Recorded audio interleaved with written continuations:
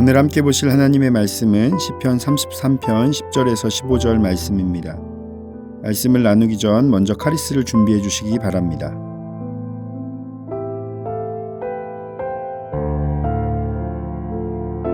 여호와께서 나라들의 계획을 폐하시며 민족들의 사상을 무효하게 하시도다. 여호와의 계획은 영원히 서고 그의 생각은 대대에 이르리로다. 여호와를 자기 하나님으로 삼은 나라 곧 하나님의 기업으로 선택된 백성은 복이 있도다. 여호와께서 하늘에서 굽어보사 모든 인생을 살피시며 곧 그가 거하시는 곳에서 세상의 모든 거민들을 굽어 살피시는도다. 그는 그들 모두의 마음을 지으시며 그들이 하는 일을 굽어 살피시는 이로다. 아멘.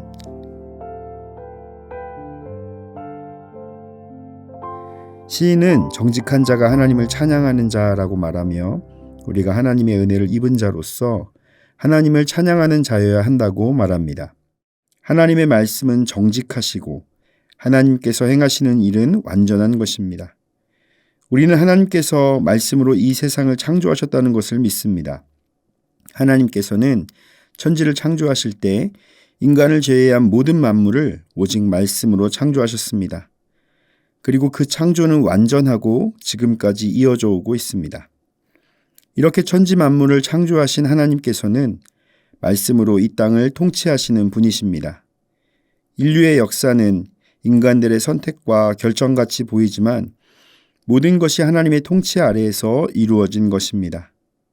우리는 역사의 주관자이신 하나님을 의지하며 더욱 신뢰하는 삶을 살아야 합니다.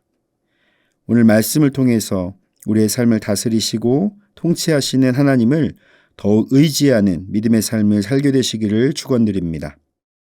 첫째, 하나님은 역사의 주관자이십니다. 교육은 백년지 대계다라는 말을 들어보신 적이 있을 것입니다. 교육은 100년을 내다보면서 신중하게 결정해야 한다는 뜻입니다.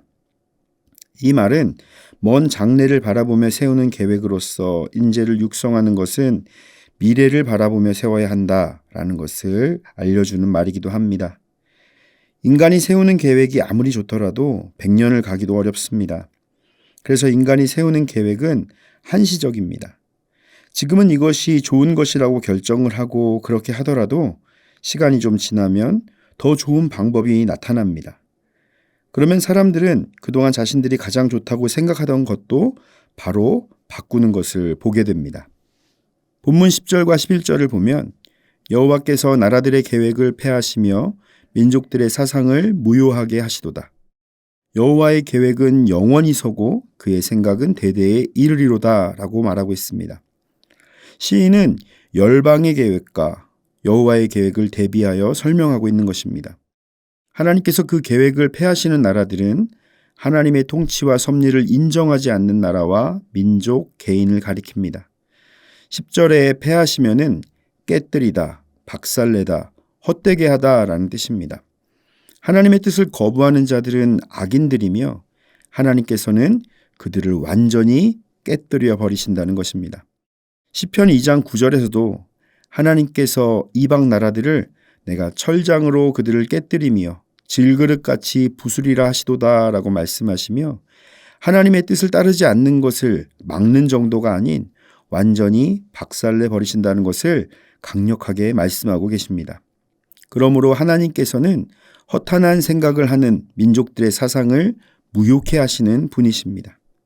잠언 19장 21절의 말씀처럼 사람의 마음에는 많은 계획이 있어도 오직 여호와의 뜻만이 완전히 서리라 라는 지혜자의 교훈과 같이 하나님께서는 악인들의 계획과 뜻을 깨뜨리시고 무효케 하시는 분이십니다.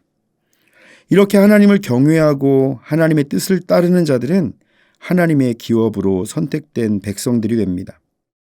여호와를 자기 하나님으로 삼은 나라 곧 하나님의 기업으로 선택된 백성은 복이 있도다. 하나님은 자신의 백성들에게 복을 주시고 은혜를 베풀어 주시는 분이십니다. 우리는 하나님께서 역사를 주관하시는 분임을 믿고 하나님만을 섬기는 자가 되어야 합니다. 하나님의 기업으로 선택함으로써 하나님의 축복을 누리는 복된 삶이 되시기를 축복합니다. 둘째, 하나님은 믿는 자의 삶을 감찰하십니다.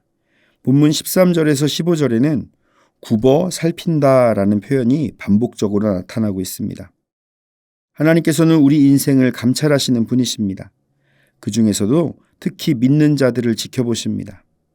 하나님의 백성들에게 하나님께서 우리를 감찰하신다는 것은 큰 의미를 갖습니다.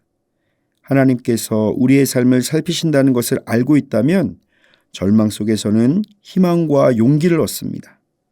또한 안정된 삶과 나아가 축복으로 풍성해지는 삶을 누릴 때에는 타락과 도덕적인 부패를 막아주는 원동력이 되기 때문입니다. 요셉의 삶은 코람데오의 삶이었습니다. 그는 어려움에 처할 때나 국무총리가 되었을 때나 하나님께서 자신의 삶을 감찰하고 계시다는 것을 알았습니다. 그래서 그는 자신이 어떤 상황에 있든지 더욱 하나님의 뜻을 따라서 살아갈 수 있었던 것입니다. 하나님은 불꽃 같은 눈으로 우리 인생을 보십니다. 그리고 그 눈에서 벗어날 수 있는 사람은 아무도 없습니다. 하나님은 우리들의 모든 것을 감찰하시며 외적인 행동과 내면의 생각까지도 모두 다 아시는 분이십니다. 죄를 지은 아담과 하와는 하나님의 눈을 피해 살았지만 하나님의 눈이 나를 보심을 기뻐했던 요셉은 하나님의 역사를 이루는 삶을 살았습니다.